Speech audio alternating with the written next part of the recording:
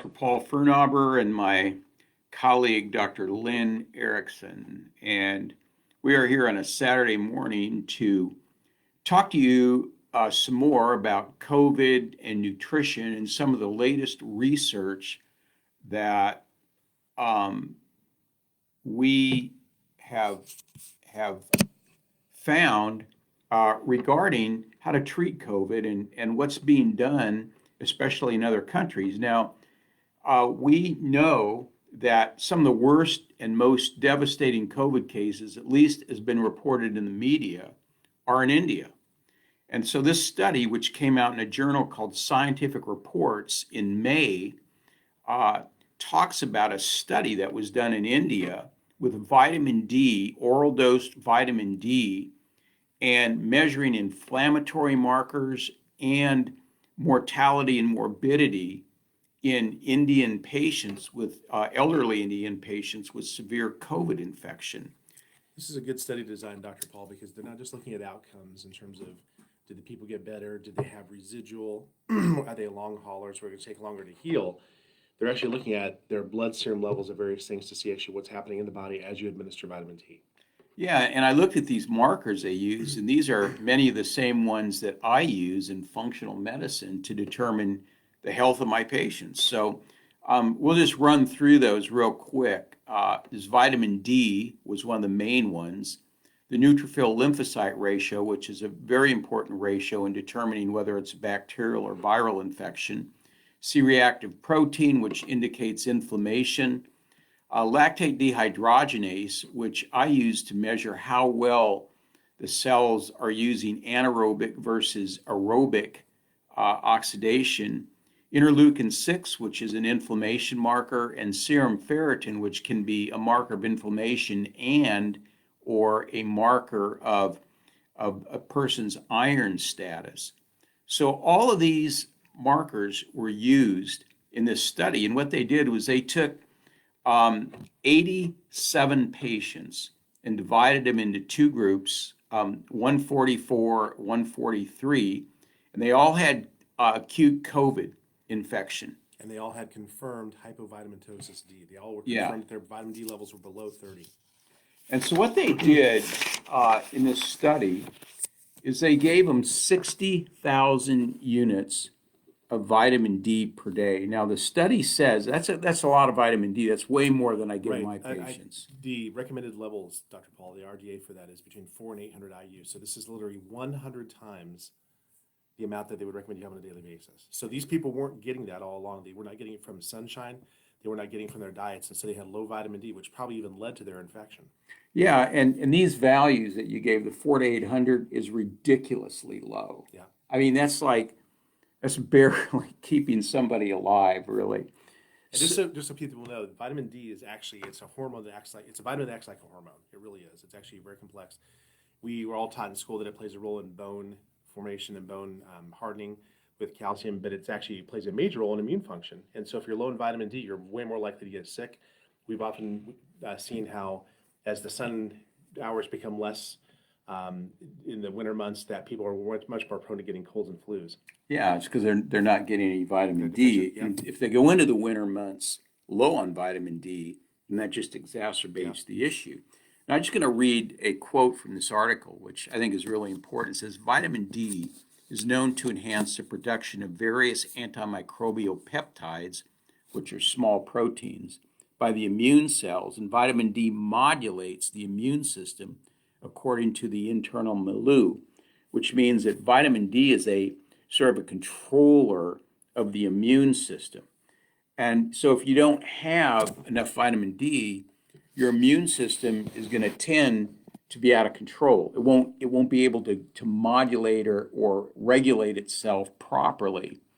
So vitamin D promotes the innate immune response to infections and modulation of the adaptive immune response, which is the basic core of our immune system. So what they did was they gave these patients 60,000 IUs of vitamin D per day in one dose for 8 to 10 days. And then they checked, first of all, they checked the inflammatory markers, Plus, they looked at mortality and morbidity of these patients. And Dr. Lynn, what did they find? Well, they found out that the vitamin D levels actually more than doubled just in that 10-day period of time they're giving it to it. And it says that there was major reductions in inflammation. The markers between the two groups, so there was a group not getting vitamin D, and their markers actually stayed quite bad, right? They said there were no adverse reactions in the vitamin D group, no toxicity whatsoever, and it had very good outcomes in terms of both prolonged illness and also death. Yeah, Right? yeah, yeah. And it said the article stated daily supplementation of 60,000 IUs of vitamin D for 8 to 10 days can be added safely to the existing treatment protocols of COVID-19. In other articles that I've seen, it says that vitamin D helps prevent the COVID from attaching to the ACE2 receptor in the lungs, in the cells of the lung. And so vitamin D is a very, very powerful therapeutic agent to give to people with COVID. And if you're trying to prevent COVID, then you need to make sure your vitamin D levels are adequate. And so get out in the sun. You can take some vitamin D supplements, but getting out in the sun is one of the best ways to do it. It's the most natural way to do it. And you also have to make sure if you're taking a cholesterol lowering drug, then you have to make sure that you're actually taking vitamin D, because vitamin D is made from cholesterol. So if you're taking a cholesterol lowering drug, your body does not have the raw material to make it. So, And a lot of our culture is taking statins. yeah, about 10%. 10% of the people in our culture. So you look at how many people contracted COVID, what percentage of the people contracted it and had it severely and died. It'd be an interesting study to correlate that with the amount of people that were taking statins. Absolutely. At the same time. And so those pharmaceuticals have a really bad or deleterious effect on the body in ways that we're not really told, or we're not informed, certainly not on the TV commercials or any other place. And so it's up to people like Dr. Lynn and I to inform you on those things and let you know that vitamin D is very, very important in the prevention and the treatment of COVID. Right, and the thing that struck me, Dr. Paul, is that they talked about how these people, to be hypovitamintosis D, they had to be below 30, the levels per milliliter in the blood, I believe it was. And they said that actually this got them to levels that were 2 to 3 times that, 80 to 100 nanograms per milliliter, that reduced inflammatory markers associated with COVID without any deleterious side effects. So, I both know those the recommended daily allowances were established by seeing how low can we go where a person doesn't seem to get sick without having that amount in there, right? So in other words, it's not optimal. It's just simply saying, like, say, for example, how much vitamin C do we need to prevent scurvy? Right. That's a bare minimum. How much vitamin D do we need to prevent rickets? Right. So so that's ridiculous. Right. Optimal levels for you can vary. That's why you need to work with your chiropractor, your MD, whoever you're doing this with, because your individual needs may vary based upon your ability to absorb it, how much time you spend outside, right? And so these levels can go considerably higher. And what I also found interesting too about this, Dr. Paul, is you think about how the negative effects were noted in people who were not given it. There actually was a group that was a control group that got no vitamin D. That for future studies becomes interesting, where you may not be able to ethically do that. If you see people who are having great results doing something, why would you not give it to all of them, right? It's just amazing. And that's what they can do in India. Yeah. And so we're not saying anything at this point about public policy, about the Yeah. things of masking, wiping your hands and covering your, when you sneeze and cough. But goodness, to not consider doing vitamin D as something you do to stay well, but also especially if you get sick, to really ramp that up there. It's like it's almost an afterthought in the traditional medical model, isn't it? Yeah, if it's even that. They don't even, it's not even on their radar screen for the most part. I mean, nutrition and vitamin supplements aren't on the radar screen for the most part. Right. And, many of the patients that I see, not all of them, but many of them are discouraged from taking nutritional supplements. They think that they're bad for people. That's right. And The fact of the matter Or is, they're told that the average person gets enough of it from their diet. yeah, well, I mean, we could talk about that forever, Yeah. about how our food doesn't have the nutrition in it anymore at all. And the fact is, our body needs proteins, carbohydrates, fats, vitamins, minerals, and phytonutrients to survive, to live, to be healthy. That's right. And so, if you don't have enough of one of those, there's going to be a problem in your health. Mhm. And so, if you're low on vitamin D, it's going to create issues. Absolutely. If you're low on vitamin C or zinc, it's going to create issues. Right.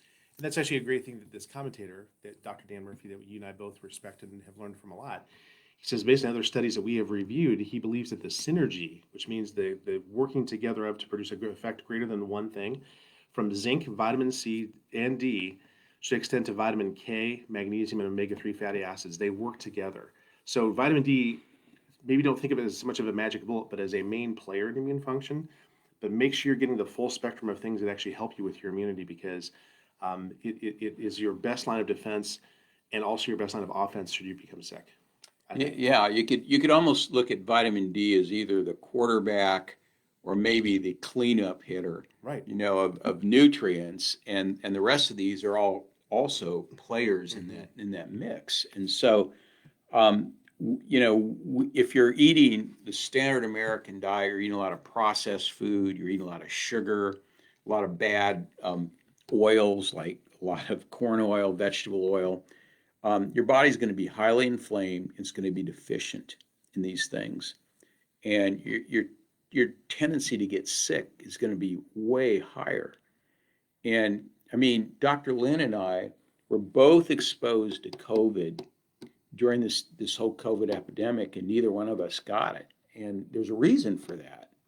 And so we would encourage you to have your vitamin D checked, have your levels checked, or at the very least, get out in the sun and on a regular basis so you can get enough vitamin D. And if you have any other questions about this issue, give either one of our offices a call, and we can talk to you about it and help you with it. And the form does matter, folks, too. Vitamin D3 is actually, they think this is the one that has the least possible complications. If your levels got high, it's readily absorbed. It's very inexpensive.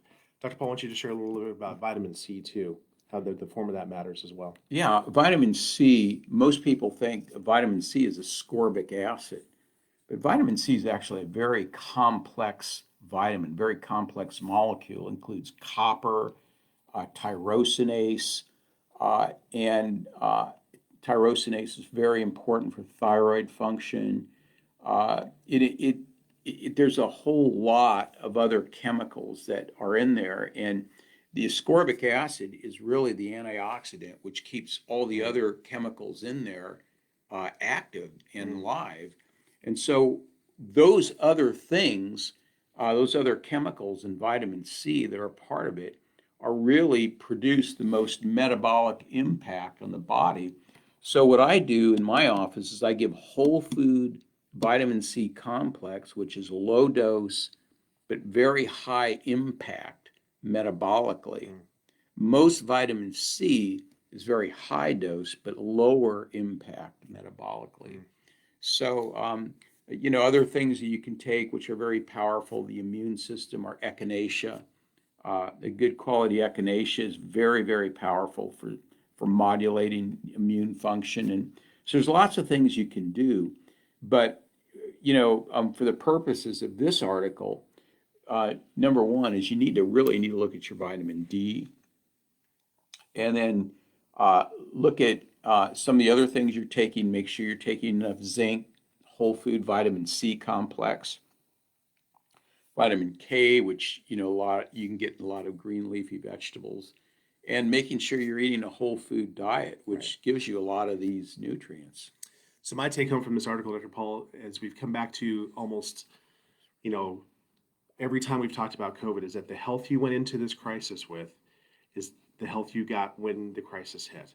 So people went into it with multiple comorbidities, or in this case, low nutrient values of key immune system players.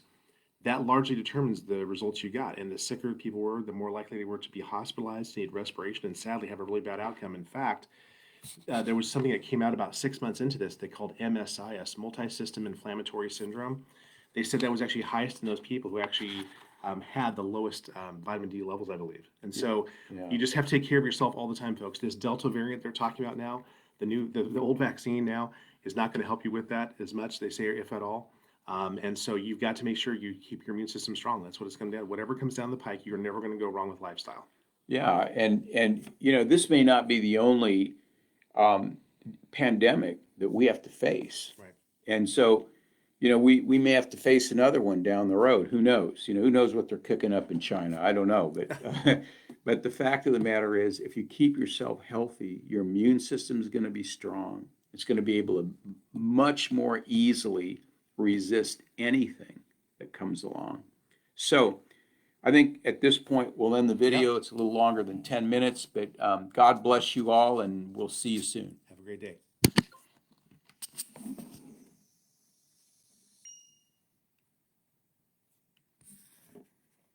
Beautiful guy.